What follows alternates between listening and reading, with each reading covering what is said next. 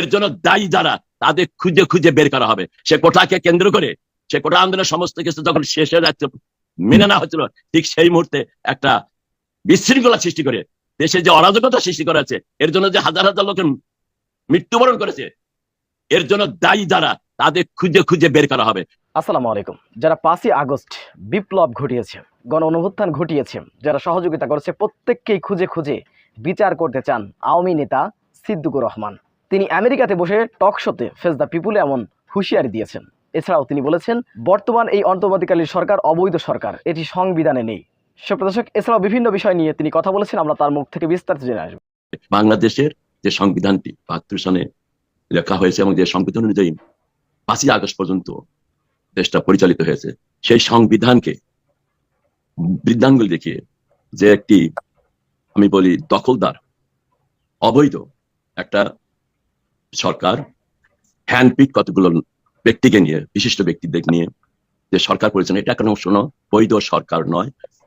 এবং যেটা মাননীয় প্রধানমন্ত্রী বলেছেন, উনি পদত্যাগ করেন নাই। এখন আপনি আজকে এখানে দেখাতে চাচ্ছেন যে একটা চিঠি, এই যুগে এই ধরনের চিঠি হাজার হাজার বানানো যেতে পারেন।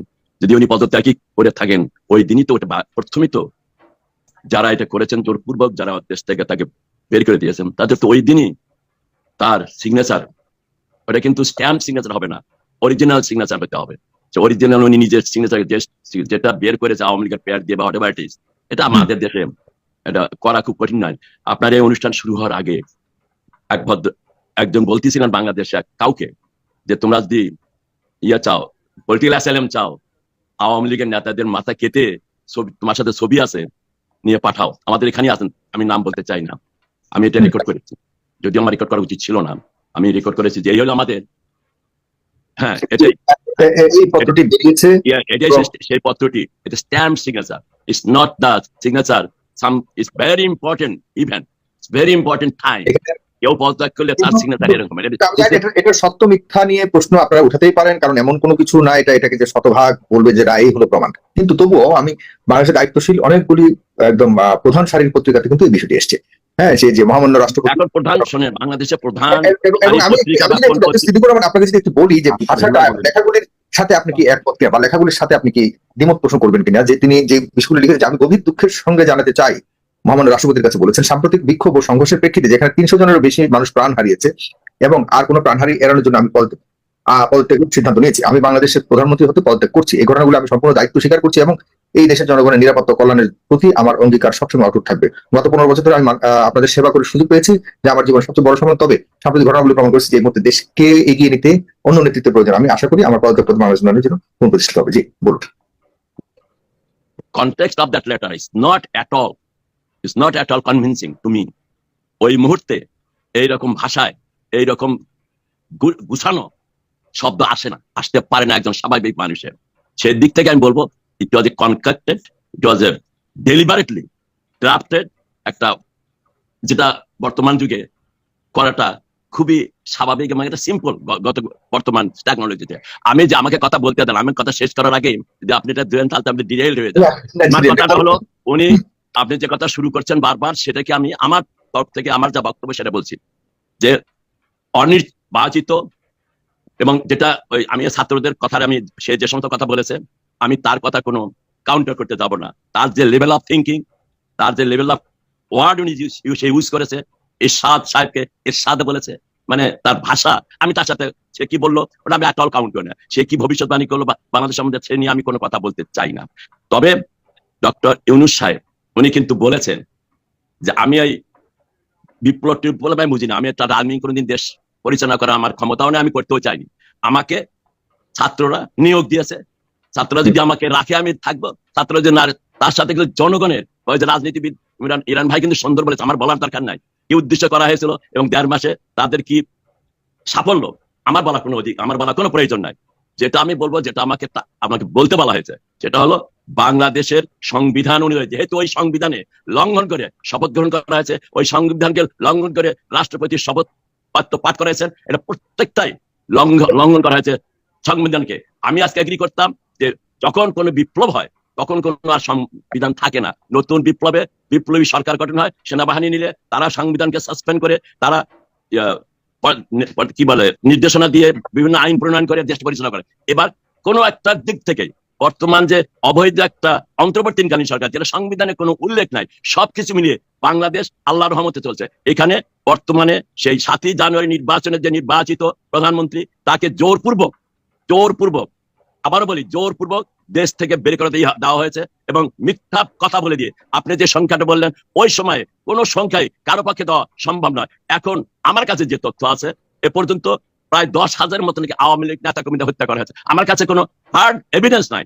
এইটা কথাবার্তা বলুন। সেই অবস্থায় আজকে দেশের যে পরিস্থিতি এবং পুলিশকে, যে পুলিশ মানে সরকারি পক্ষে বলেন আর বেসরকারি পক্ষে বলেন, সাংবাদিকরা বলেন, মিডিয়াতে বলেন, 70 থেকে 80 জন পুলিশকে হত্যা করা হয়েছে।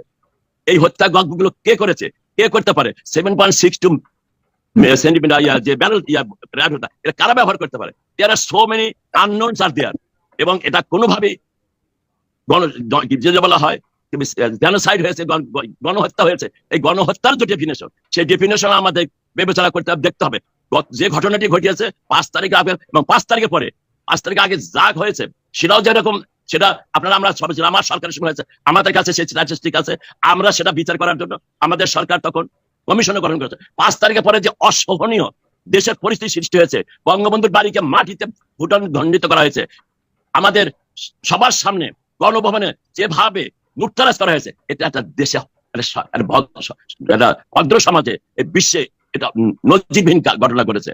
তারপরেও বাংলাদেশে জনগণকে আমরা সবচেয়ে বেশি আমি ধন্যবাদ জানাবো যে বাংলাদেশের জনগণ এখনো, আমার বিশ্বাস, মাননীয় প্রধানমন্ত্রীর যখনই কোনো নির্দেশনা আসবে সময় মতো ঠিকই দেখবেন এই বাংলাদেশের জনগণ জননেত্রী শেখ হাসিনার নির্দেশে তারা কাজ করবে। আর এবং সে নিয়ে অনেকে অনেক ব্যাখ্যা দিয়েছেন। এই বিপ্লবটা কিন্তু ওই বিএনপি আলারা বলছে, তাদের আমাদের ইমরান ভাই বললেন লেবার পার্টি, ওনারাই নেতৃত্ব দিয়েছেন। আমরা জানি কার নেতৃত্বে কি হয়েছে। ঘটনা নির্বাচন 36 দিনের যে ছাত্রদের আন্দোলন, শেষ ছিল কোটা আন্দোলন। সে কোটাকে কেন্দ্র করে, সে কোটা আন্দোলনের সমস্ত কিছু যখন শেষ হয়ে যাচ্ছে, মেনে নেওয়া হচ্ছিল, ঠিক সেই মুহূর্তে একটা বিশৃঙ্খলা সৃষ্টি করে দেশে যে অরাজকতা সৃষ্টি করা হয়েছে, এর জন্য যে হাজার হাজার লোকের মৃত্যুবরণ করেছে, এর জন্য দায়ী যারা, তাদের খুঁজে খুঁজে বের করা হবে সময় মতো। এবং সে দায়িত্ব আমি এই অন্তর্বর্তীকালীন অবৈধ সরকার কাছে, আমার সে দায়িত্ব না, তার কাছে আমরা দেব না। একদিন আজকে আমি অন রেকর্ড বলে যাচ্ছি, যুক্তরাষ্ট্র বাংলাদেশ আওয়ামী লীগের নেতৃত্বে, যে বাংলাদেশ আওয়ামী লীগের নেতৃত্বে স্বাধীন হয়েছে, যে বাংলাদেশ ইউনিয়ন বলেছেন ভারতে গেলে নাকি সব দুষ্কৃতীরা যায়, সব খারাপ লোকেরা যায় না। 71-এর ইতিহাস আপনি হয়তো ভুলে গেছে, আমি জানি না আপনার কত বয়স আপনার এখন। 71-এ কিন্তু 1 কোটির বেশি লোক বাংলাদেশ ভারতে আমরা আশ্রয় নিয়েছিলাম এবং তাদের সহযোগিতায় আমরা 9 মাসের মাথায় বাংলাদেশকে আমরা স্বাধীন করেছি মুক্তিযুদ্ধের মধ্য দিয়ে।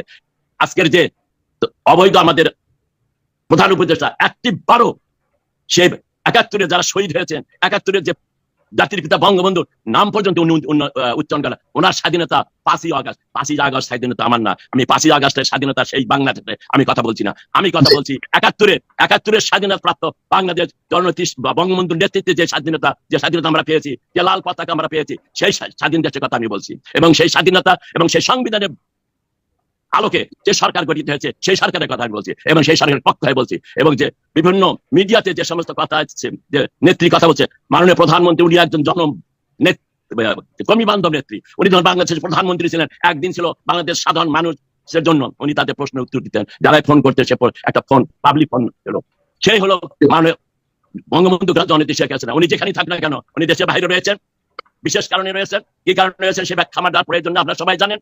সময় মতো ঠিকই আমরা বাংলাদেশে ফিরে বাংলাদেশের জনগণকে নিয়ে যারা এই ঘটনা ঘটিয়েছে, ছাত্রদের সেই কোটা আন্দোলনকে তলোয়ার হিসেবে ব্যবহার করে তার একদিন বিচার বাংলাদেশের মাটিতে হবে এবং বাংলাদেশের। দর্শক, আওয়ামী নেতা সিদ্দিকুরের এই বক্তব্যটি আপনারা কিভাবে দেখছেন? অবশ্যই আপনাদের মূল্যবান মন্তব্য কমেন্ট বক্সে জানাবেন। সবসময় সত্য নির্ভেজাল তথ্য পেতে স্বাধীন বাংলা ইউটিউব চ্যানেলটি সাবস্ক্রাইব করে আমাদের সাথে থাকুন। আসসালামু আলাইকুম রহমতুল্লাহি ওয়া বারাকাতুহু।